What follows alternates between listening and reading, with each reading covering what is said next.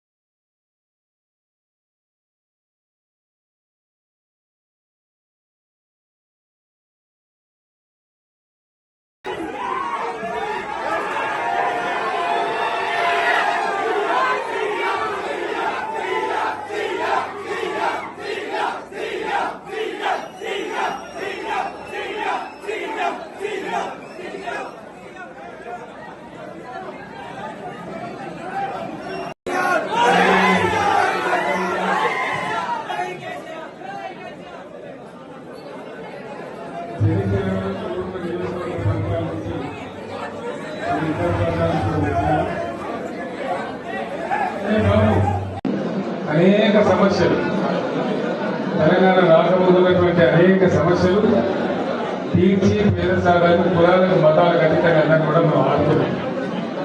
కొన్ని సందర్భాల్లో ఏమైందంటే కొంత అత్యాశపడి కావచ్చు, కొంత ఆగమై కావచ్చు, కొన్నిసార్లు అబద్ధ ప్రచారాలను నమ్మి కావచ్చు, ప్రజలు ప్రజాస్వామ్యంలో పోతావచ్చు.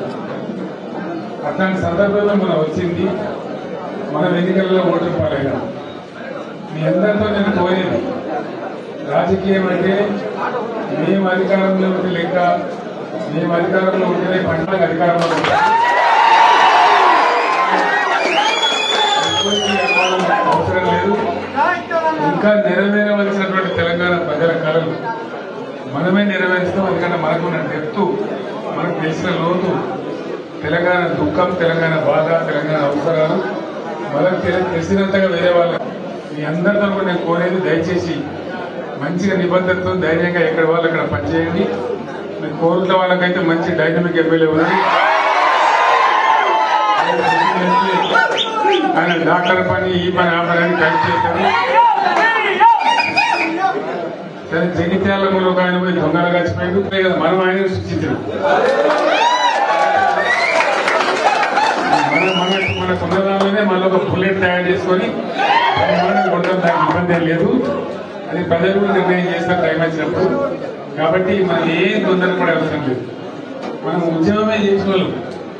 ఆనాడు ఎవడున్నాడు మనకు? మన జై తెలంగాణ 2001 నుంచి మొదలుపెట్టిపోతే మనకి ఎమ్మెల్యే ఉన్నాడా, ఎంపీ ఉన్నాడా, ఎవడన్నా మంత్రి ఉన్నాడా? ఎవడున్నాడు? ఎవడు లేడు కదా.